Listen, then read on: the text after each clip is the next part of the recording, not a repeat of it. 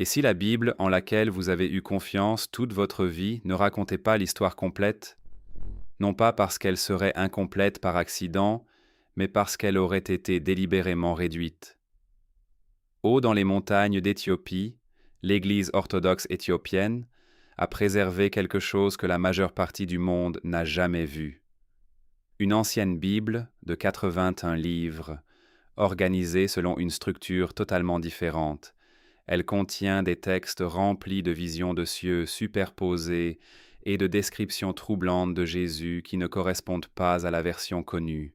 Les êtres humains peuvent-ils vraiment percevoir l'avenir, recevoir des messages à travers le temps et l'espace? Depuis des siècles, des voyants et des prophètes ont affirmé que oui. Et aujourd'hui, alors que Mel Gibson, le réalisateur de La Passion du Christ, avance sur un long projet de suite très attendu, il a mis la main sur quelque chose d'enfoui dans ses textes mêmes. Ce qu'il vient de découvrir au sujet de Jésus n'est pas une simple trouvaille. Cela va transformer tout ce que vous pensiez savoir sur lui. 2 empires, 2 Bibles. Mel Gibson a commencé avec un problème. En préparant son prochain film sur la résurrection, il s'est plongé dans des documents chrétiens anciens que la plupart des gens n'ont jamais lus, pas par simple curiosité, mais parce que quelque chose dans la version habituelle de l'histoire lui semblait incomplet, et plus il creusait, plus ce sentiment se précisait et prenait forme. Des éléments manquaient, des sections entières de l'histoire qui existaient dans certains endroits, mais pas dans d'autres, et cette piste ne mène pas à Rome. Elle conduit quelque part où presque personne ne songe à regarder. Dans le livre des Actes, il y a un moment que l'on passe souvent sous silence, mais qui change la façon dont toute cette histoire commence. Un haut fonctionnaire éthiopien voyage seul sur une route désertique. Ce n'est pas n'importe quel voyageur. Il est au service de la Kandake, la reine du royaume d'Aksum. Kandake n'est pas un prénom, c'est un titre comme Pharaon ou César. Cet homme détient une véritable autorité. Et pourtant, il est assis dans un char en mouvement, en train de lire un rouleau d'Isaïe, cherchant à en comprendre le sens. Puis il se produit quelque chose qu'on ne devrait pas minimiser. Un apôtre du nom de Philippe l'aperçoit, court à côté du char et lui adresse la parole. La conversation se termine par l'acceptation du message du Christ. Ce n'est pas un récit ajouté tardivement. Il est inscrit directement dans le Nouveau Testament, dans le livre des Actes, ce qui signifie une chose très claire. L'une des premières personnes à avoir reçu le message chrétien était un haut responsable éthiopien.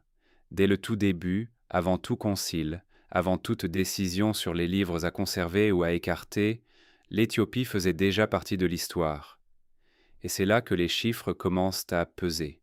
Parce qu'aujourd'hui, la Bible protestante compte 66 livres. La Bible catholique en a 73. Les églises orthodoxes orientales en incluent davantage encore, et l'église orthodoxe éthiopienne Tewahedo reconnaît 81 livres comme écriture sainte, soit 15 livres supplémentaires. La question devient alors inévitable. Si l'Éthiopie était présente dès l'origine et conserve encore une version plus complète de l'histoire, pourquoi la version remise à la plupart des gens est-elle la plus courte?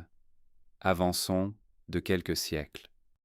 Au IVe siècle, le roi Ezana d'Aksum convertit officiellement son empire au christianisme.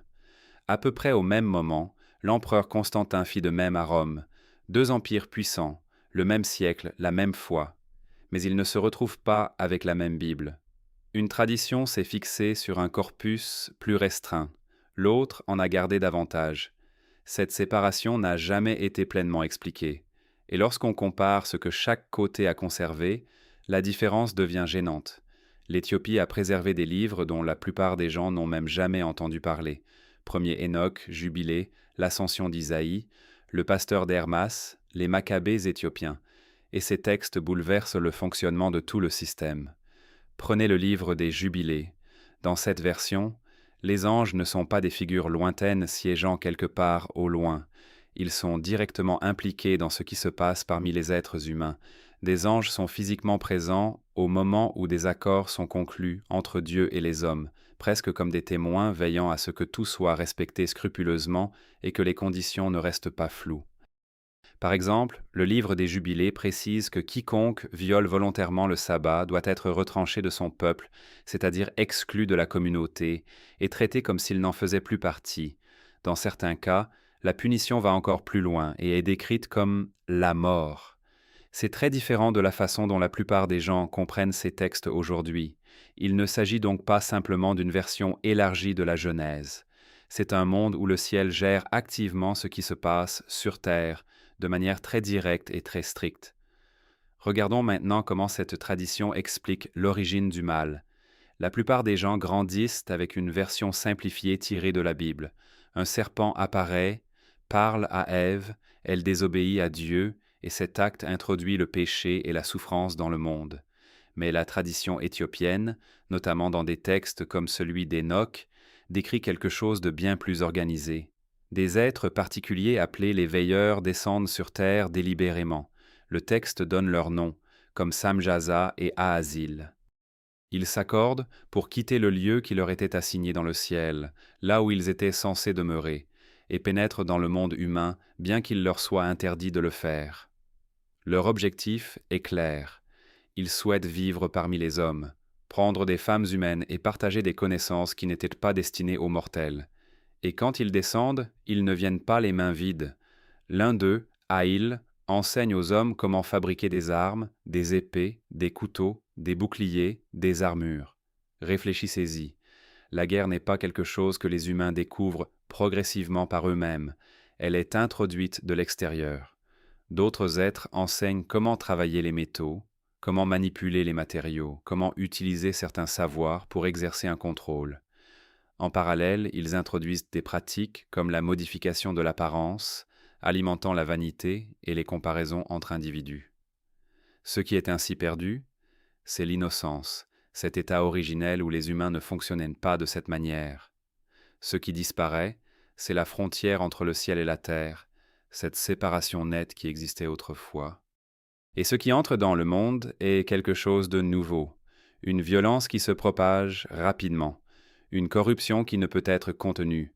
Le texte est très explicite à ce sujet. Le mal humain a été enseigné, il a été structuré, il a été apporté de l'extérieur. On commence alors à comprendre pourquoi ces livres existent encore. L'Éthiopie était protégée par bien plus que la distance. Des déserts, des montagnes et des routes commerciales instables rendaient extrêmement difficile l'accès et le contrôle des puissances extérieures, notamment de l'Empire romain et de ses autorités religieuses. Ainsi, lorsque des responsables d'Église commencèrent ailleurs à retirer certains livres, ces décisions n'atteignirent jamais l'Éthiopie. Aucun ordre, aucun concile, aucun changement imposé. Pendant que d'autres réduisaient le récit, l'Éthiopie conserva tout, et les moines allèrent à l'extrême pour protéger ces textes. Certains mémorisèrent des livres entiers, mot pour mot, de sorte que même si les manuscrits venaient à être détruits, le texte survivrait dans leur mémoire. D'autres enveloppèrent les manuscrits dans du tissu, grimpèrent sur d'étroits sentiers de falaise, avec pour seul appui une corde entre les mains, se hissant le long de parois rocheuses à pic où un seul faux pas signifiait une chute mortelle, uniquement pour cacher ces textes dans des endroits inaccessibles à toute armée. On se retrouve donc face à quelque chose difficile à ignorer. Une seule Église, dans une seule région du monde, a préservé une version de cette histoire que tous les autres ont progressivement réduite. Et ce que contient cette version n'est pas simplement différent. C'est plus détaillé et par endroits bien plus troublant que ce que la plupart des gens ont jamais lu. Ce qui amène à une découverte très étrange. L'un de ces livres manquants est en réalité cité dans la Bible que possèdent la plupart des gens. Il y est directement mentionné, mais on ne lui a jamais permis d'y rester. Le livre exclu qui n'a pourtant jamais vraiment disparu. L'épître de Jude se trouve discrètement vers la fin du Nouveau Testament, et la plupart des gens la lisent sans remarquer quoi que ce soit d'inhabituel. Mais ensuite, vous arrivez à Jude, chapitre 1, versets 14 et 15, et quelque chose vous arrête net. On peut y lire « Voici, le Seigneur vient avec ses dizaines de milliers de saints pour exercer un jugement sur tous. » Ce n'est pas une simple déclaration anodine. Elle est tirée du premier livre d'Enoch, chapitre 1, un passage qui décrit Dieu s'avançant avec d'innombrables êtres célestes pour juger le monde et mettre à nu tous les actes mauvais. Cela signifie qu'un livre absent de la plupart des Bibles modernes est pourtant encore cité à l'intérieur de celle-ci. La question devient alors inévitable. Comment un livre peut-il être suffisamment important pour être cité comme Écriture sainte, mais pas suffisamment pour y être inclus? Revenez maintenant à la Genèse. Enoch y apparaît un bref instant, puis disparaît. Une seule ligne indique « Il marcha avec Dieu, et Dieu le prit ». Aucun détail, aucune explication. Mais le premier livre d'Enoch prend ce silence et le remplit de quelque chose de très précis.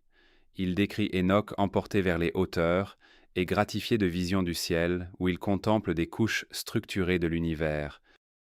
On lui montre d'où viennent les vents, sur quel chemin fixe le soleil et la lune se déplacent, et où les étoiles sont maintenues sous commandement. Il décrit également des rencontres au cours desquelles il se tient devant des êtres divins qui lui expliquent ce qui se passe sur terre et pourquoi le jugement approche. Un autre aspect sur lequel les chercheurs reviennent régulièrement concerne ce que le texte révèle au sujet des événements terrestres. Dans cette section, il est décrit comment, après la descente des veilleurs, ceux-ci eurent des enfants avec des femmes humaines. Ces enfants sont appelés les Néphilim. Ils sont dépeints comme gigantesques, dévastateurs et impossibles à maîtriser. Ils épuisent les ressources, se retournent contre les humains et plongent la terre dans le chaos. C'est là que le premier livre d'Enoch devient très explicite au sujet du déluge. Dans la Genèse, le déluge est présenté comme une réponse à la méchanceté générale des hommes. Dans Enoch, c'est une réponse ciblée. Les Néphilim sont le vrai problème. Le déluge n'est pas simplement une punition. C'est une remise à zéro destinée à effacer ce qui n'aurait jamais dû exister. C'est une explication radicalement différente. Puis un autre détail commence à se démarquer. Le premier livre d'Enoch décrit une scène où Azazel, l'un des veilleurs, est saisi, enchaîné et jeté dans les ténèbres pour y attendre le jugement. Quand les chercheurs comparent cela au livre de l'Apocalypse, ils remarquent à quel point le langage est similaire lorsque Satan est lié et précipité dans un abîme. La structure de la scène est presque identique. Et puisque Enoch a été rédigé en premier, cela soulève une question qui n'a jamais été pleinement résolue. Dans quelle mesure ce qui apparaît dans le Nouveau Testament s'appuie-t-il sur des idées issues de textes qui ont été ensuite écartés? C'est là que quelque chose de bien plus grand commence à émerger, quelque chose qui change entièrement votre façon de percevoir Jésus. À l'intérieur du premier livre d'Enoch se trouve une figure appelée le Fils de l'homme. Il n'est pas décrit comme quelqu'un qui surgirait soudainement sans contexte. Il existe déjà avant le jugement final. Il est installé sur un trône. Il détient autorité sur les rois et les nations. C'est lui qui jugera le monde. Ces descriptions apparaissent dans des textes datés entre le 1er et le 2e siècle avant notre ère, bien avant l'époque de Jésus. Or, quand les chercheurs examinent les évangiles, ils observent quelque chose de frappant. Jésus se désigne lui-même à maintes reprises comme le Fils de l'homme. Et selon de nombreux spécialistes des textes bibliques, cela suggère que Jésus endossait une identité déjà existante, une identité que les gens de cette époque auraient reconnue à travers des textes tels qu'Enoch. La vérité qui commence alors à se dégager est la suivante. Jésus s'alignait sur un rôle qui avait déjà été décrit dans le détail avant même sa naissance. Et si cela peut sembler être une addition tardive, les manuscrits de la Mère morte ont rendu cette hypothèse impossible. En 1947, un adolescent lança une pierre dans une grotte et entendit quelque chose se briser. À l'intérieur se trouvaient des jarres en argile. Dans ces jarres étaient conservés d'anciens rouleaux. Parmi eux figuraient de multiples copies du premier livre d'Enoch, rédigées en araméen et datant d'avant l'époque du Christ. Et voici le détail qui rend la chose encore plus saisissante. Ces grottes se trouvent à moins de 3 kilomètres de l'endroit où Jean-Baptiste prêchait. Ces idées étaient donc présentes dans le même environnement où le tout premier message chrétien a pris naissance. Ce sont exactement les types de textes que Mel Gibson a découverts lorsqu'il a commencé à chercher au-delà de la version habituelle de l'histoire. Et plus il avançait dans ses recherches, plus il devenait évident que la version avec laquelle il avait grandi n'était pas le tableau complet. Le livre d'Enoch vous révèle qui était Jésus avant même que le monde existe. Mais un autre texte va encore plus loin. La descente invisible. Il existe un autre texte chrétien ancien qui pousse les choses bien plus loin encore. Il ne se contente pas de décrire qui était Jésus. Il raconte de quelle manière il est réellement entré dans ce monde. Ce texte s'appelle l'Ascension d'Isaïe, et il ne commence pas du tout comme on pourrait s'y attendre. Il commence par une exécution. Le prophète Isaïe est saisi par des hommes qui exécutent les ordres d'un roi, qui le considérait comme une menace, et souhaitaient le réduire au silence. Ils le forcent à l'intérieur d'un arbre creux, et le coupent en deux alors qu'il est encore en vie. Selon la tradition chrétienne ancienne consignée dans ce texte, il ne s'agissait pas d'une violence sans raison. Isaïe avait décrit une vision qu'il affirmait avoir reçue, une vision dans laquelle une figure descendrait des cieux, traverserait des royaumes invisibles et entrerait dans le monde des hommes. Ce message était dangereux. Il laissait entendre que le pouvoir qui gouvernait le monde n'était pas définitif, et que quelque chose de plus grand se déplaçait à travers lui sans être détecté. Une fois que les détenteurs du pouvoir eurent compris ce qu'ils prétendaient, ils le virent comme une menace. Ils ne se contentèrent donc pas de le faire taire, ils s'assurèrent que sa voix ne pourrait jamais se propager. Avant cette mort, Isaïe avait vu quelque chose. Le texte décrit comment il fut élevé vers le haut à travers une série structurée de cieux. Il y avait 7 niveaux distincts.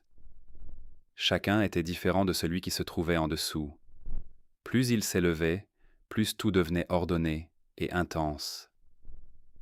Les êtres présents dans ces niveaux existaient à l'intérieur d'un système. Chaque niveau fonctionnait selon sa propre structure et sa propre autorité. Puis la vision changea.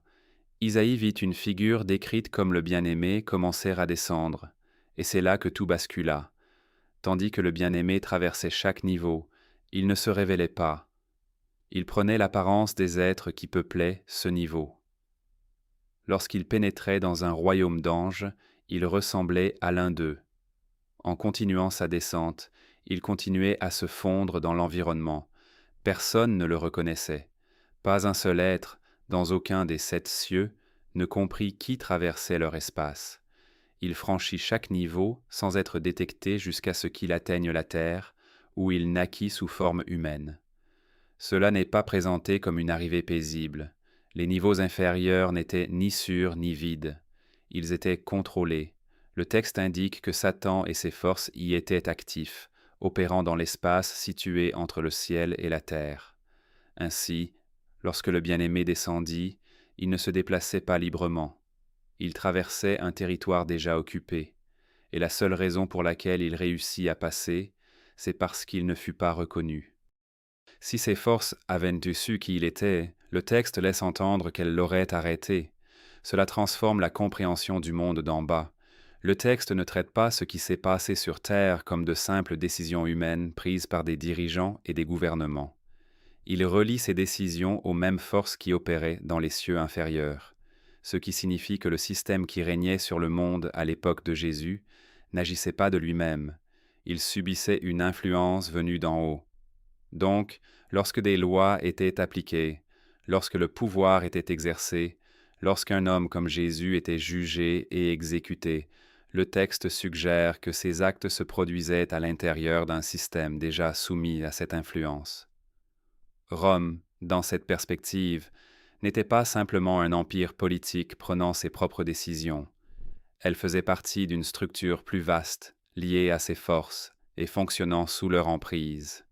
Alors, quand on prend du recul et qu'on observe ce que ce texte décrit, une vérité s'impose clairement. Certains chercheurs soutiennent désormais que Jésus n'est pas simplement apparu à Bethléem comme point de départ de l'histoire. Il avait déjà traversé une structure cachée sous déguisement, passant inaperçu à travers des couches qui n'étaient pas sous son contrôle. La naissance n'était pas le point de départ, c'était l'ultime étape d'une descente que personne n'avait vue se dérouler, puis la direction s'inversa. Après sa mort, ce même personnage recommença à s'élever. Mais cette fois, il n'y avait aucun déguisement. À chaque niveau qu'il traversait, Tous les êtres le reconnaissaient. Chacun d'eux le saluait au passage. Ce n'était pas simplement un retour à la vie, c'était un renversement total de ce qui s'était passé auparavant. Il était descendu dans l'ombre. Il remontait pleinement révélé.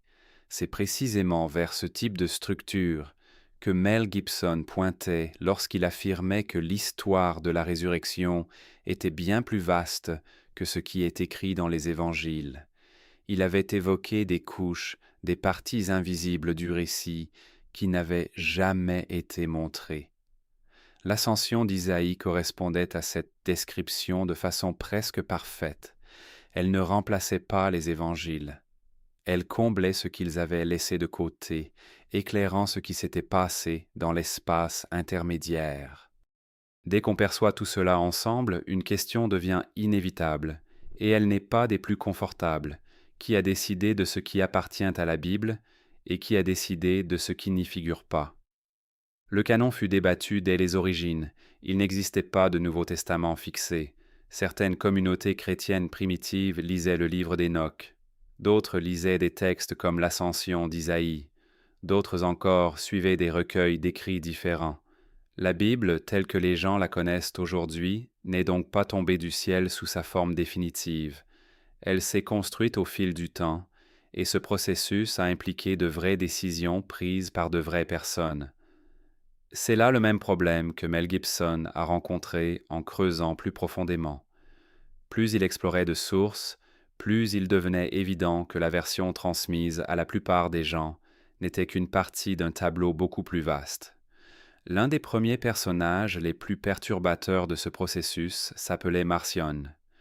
Il vécut au IIe siècle et fit quelque chose que personne n'avait fait avant lui. Il établit la première liste officielle connue de textes chrétiens. Mais sa version était stupéfiante.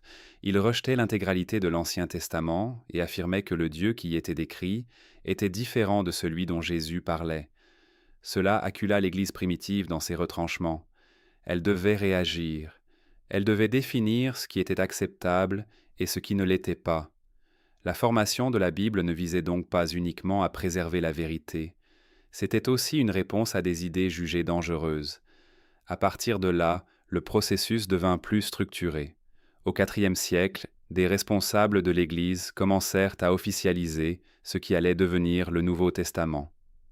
En 367 après Jésus-Christ, un évêque nommé Athanase dressa la liste des 27 livres qui constituent aujourd'hui le Nouveau Testament.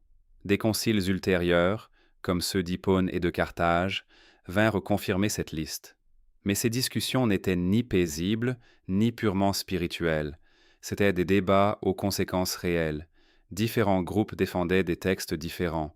Certains plaidaient avec force pour des livres comme celui d'Enoch. D'autres les rejetaient catégoriquement. Et une fois les décisions prises, elles ne restèrent pas théoriques. C'est là qu'intervient le côté plus sombre du processus. Des preuves historiques attestent que certains textes ne furent pas simplement écartés, ils furent activement détruits. Les écrits qui ne s'accordaient pas avec l'enseignement officiel naissant furent pris pour cible. Des copies furent brûlées. Posséder certains textes pouvait devenir dangereux, et ce processus se déroula sous l'autorité de dirigeants puissants. Le concile de Nicée en 325 après Jésus-Christ, par exemple, fut convoqué par l'empereur Constantin. C'était un souverain détenant un pouvoir politique considérable, un homme qui avait ordonné des exécutions, y compris de membres de sa propre famille. Et pourtant, il fut profondément impliqué dans l'orientation de la foi chrétienne. Des critiques ont soulevé des questions troublantes à ce sujet. Dans quelle mesure le pouvoir politique a-t-il influencé ce qui est devenu l'Écriture sainte? Et puis, des découvertes modernes viennent compliquer encore davantage les choses. En 1945, près de Nagamadi en Égypte, une collection de textes anciens fut découverte, enfouis dans des jarres. Parmi eux se trouvait l'Évangile de Thomas. Ce document renferme 114 paroles attribuées à Jésus, dont beaucoup n'apparaissent dans aucun des 4 évangiles que tout le monde connaît. Mais ce qui frappe vraiment, c'est le type de Jésus qu'il nous présente. Non pas quelqu'un qui cherche à bâtir une église ou à asseoir son autorité, mais quelqu'un qui parle de trouver la vérité en soi-même, d'une connaissance cachée, et d'un éveil à quelque chose qui sommeille déjà en chacun de nous. Dans cette version, Jésus ne guide pas les gens vers un système, il les oriente vers leur intérieur, et c'est une direction radicalement différente. Ce texte n'a jamais été démenti, il n'a tout simplement pas été retenu, et c'est exactement le genre de tournant autour duquel quelqu'un comme Mel Gibson tourne depuis un moment. Une image de Jésus qui semble plus grande, plus profonde, et moins encadrée que celle que la plupart des gens ont reçue. Cela soulève alors une autre question. A-t-il été écarté parce qu'il était inexact ou parce qu'il présentait une version de Jésus qui ne cadrait pas avec la structure en train de se construire? Et comme Gibson l'a laissé entendre dans certaines interviews, il se pourrait que certaines parties de cette histoire n'aient jamais été destinées à rester cachées, seulement retardées. Et cela amène à une question bien plus tranchante. Si des textes comme le livre d'Enoch ou l'Ascension d'Isaïe ont été lus, débattus et dans certains cas délibérément écartés, alors le problème n'est plus seulement ce qu'ils disent. Le vrai problème, c'est ce qui leur est arrivé après qu'on les a mis de côté, parce que tout n'a pas été détruit. Une partie a survécu dans les monastères. Certains de ces textes ont été emmenés ailleurs et maintenus en vie d'une manière difficile à imaginer. Ils ont été dissimulés dans des endroits reculés et dangereux, loin dans les montagnes. Il y eut des moments dans l'histoire où des envahisseurs pénétrèrent dans ces régions et s'en prirent directement aux sites religieux. Des églises furent pillées, des objets sacrés emportés. Des manuscrits qui avaient survécu pendant des centaines d'années furent emportés ou détruits. Et pourtant, même dans ces instants-là, la réponse des moines fut d'intensifier leurs efforts. Ils cachèrent les textes encore plus profondément. Ils dispersèrent les collections. Certains les transportèrent encore plus loin, dans des zones isolées où aucune armée ne pouvait les suivre. Et puis quelque chose se produisit qui prouva à quel point cette préservation était importante. Quand des chercheurs accédèrent enfin à certains de ces manuscrits et commencèrent à les analyser, les résultats ne correspondaient pas à ce qu'on attendait. Les évangiles de Germa, conservés dans un monastère éthiopien, furent soumis à des tests à Oxford. On supposait qu'ils dateraient de la période médiévale, mais les résultats pointèrent vers une époque bien antérieure, entre 390 et 570 après Jésus-Christ.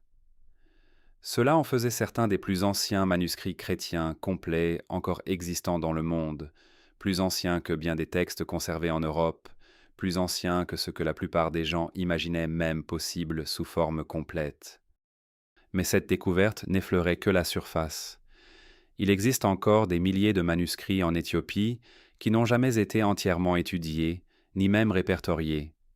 Certains chercheurs pensent que parmi eux pourraient de figurer des versions antérieures de textes qui ont ensuite circulé ailleurs sous forme remaniée.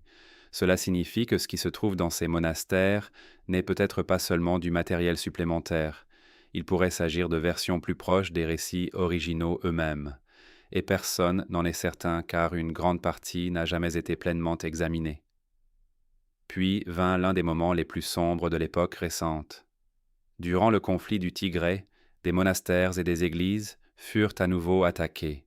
Des milliers de manuscrits furent pillés, certains furent détruits, d'autres se retrouvèrent en vente en ligne pour des sommes dérisoires. Des prêtres et des gardiens furent tués. Des collections entières ayant survécu plus de 1000 ans se retrouvèrent soudain en danger de disparaître en quelques mois.